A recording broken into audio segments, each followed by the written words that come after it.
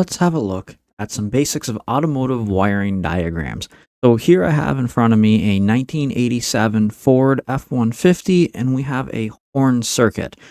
This particular diagram that you see here is from the manufacturer, and then this diagram down here is our aftermarket diagram. So you can retrieve diagrams from places like AllData, Mitchell's On Demand, ShopKey. You can also look at Haynes manuals are a pretty decent one. Now they're very vehicle specific, so you'd have to buy it for the vehicle you need.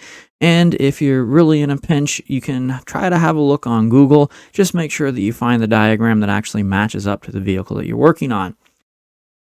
When it comes to aftermarket versus OEM, original manufacturer diagrams, sometimes I find that the original manufacturer ones are a little easier to follow. Sometimes I find that the aftermarket ones are a little bit cleaner, and that's really just a personal preference on what you like to work with. We're going to take a look at some of the features that both of these diagrams here have.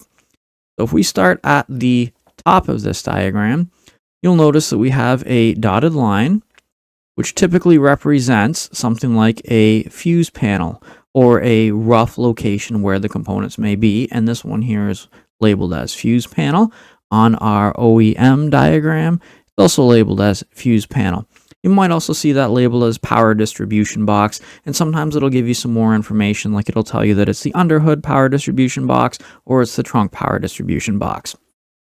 Moving on from there, if we were to start tracing out our diagram, we can see here that it says hot at all times, and what that means is that we have battery power or system voltage at that particular point in the circuit at all times. And that voltage goes into a fuse. And there's a few different types of circuit protection devices that you're going to run into. There are fuses, which is an electromechanical device that is a one-time use. If the current gets overloaded, it will simply pop the fuse, open the fuse, and then it needs to be replaced.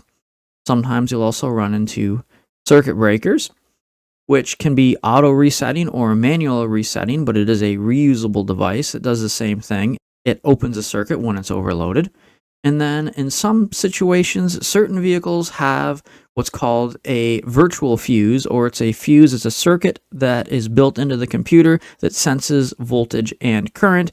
And if those are out of parameter, it will open the circuit. Sometimes they're auto resetting. Sometimes they have to be reset by a scan tool. And the other thing that you may see is a fusible link, and the symbols that are used for those vary a little bit, but you may see one that looks similar to a resistor.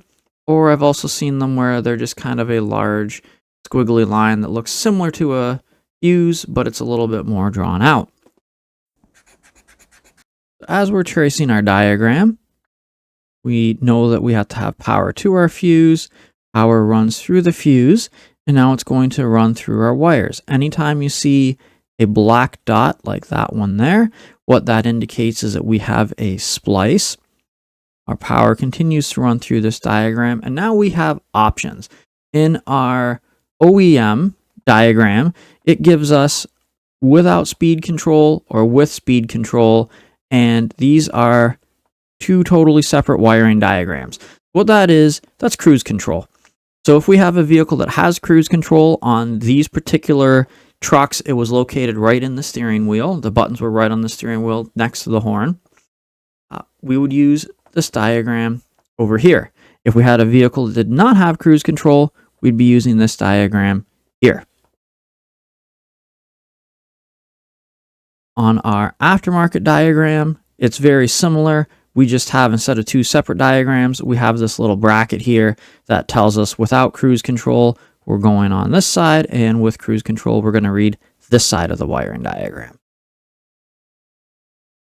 So this particular truck that I was working on had cruise control, so we would head down this way with our power. And now here we have our horn relay, and this is nice enough to tell us that it is behind the instrument panel at the right side of the steering column. Not an easy one to access. So our relay, pin number 30, is right here. Pin number 87 would be here. And then we'd have pins 85 and 86 over here.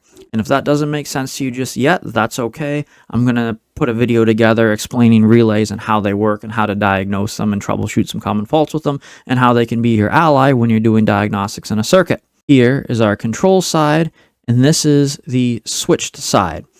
So we have a small amount of current that goes through the control side, which controls a large amount of current through our switched side. So how exactly does that get activated? Well, we should have power at all times on pin 30 on this particular vehicle, as well as power to pin 85. That means that this circuit is ground controlled. So if I switch over here, I have this number G207. That indicates a splice. There's likely going to be multiple wires that are on the same ground post. I believe on this particular vehicle that it was just wires that run to a stud that attaches the steering column. So we have our ground here. That is a symbol for the ground, by the way. You'll see typically either that symbol or you'll see a symbol that looks similar to this. They both mean the same thing. They're both grounds. Our ground runs up through here. And then what is that little circle there? Well, it doesn't give us much details on this particular diagram, but if we look at our factory diagram, it shows those are our brushes. So in the steering wheel, there is a set of contacts that are kind of similar to the brake cables on a BMX bike that allow you to rotate the steering wheel back and forth without damaging the wiring. More modern vehicles would use a clock spring, which is part of the airbag system, but this vehicle didn't have an airbag, so no clock spring. So we have instead these brushes. So ground should go up through there into our horn switch, and that would be the button that is right in the middle of our steering column, or our horn pad it can be called. The ground should go through that switch when it's closed, through our other brush, and then that would activate our control side of the relay. Once the control side of the relay has been activated, the switch side will close, and power should run down through here. This little symbol right there, let me clear that up so we can see it again. That symbol represents a contact, so that is somewhere that we have some type of plug or connector. And you can see there too that the color of the wiring changes from yellow light green to a dark blue. Power should go down here. Remember, this little circle represents a splice point, and then we'll have power to one horn and then power to our other horn. Some vehicles use two, some vehicles use one. Typically, if a vehicle only uses one horn, it's going to be a high-pitched. Most vehicles tend to use two, and then these older ones just grounded right through the body of the horn, wherever it was mounted to. When you hit our switch, our power should flow, and then our horn should activate. And that is the basis or the basics of how to read a wiring diagram. More modern ones get very complex, but if you just remember the basics, you need powers, you need grounds, computers need signals, so they have inputs and they have outputs. Keep it simple and practice, practice, practice, and you should be in good shape. Thanks for watching. Let me know in the comments if there's anything else I can cover to help you out. Have a good one.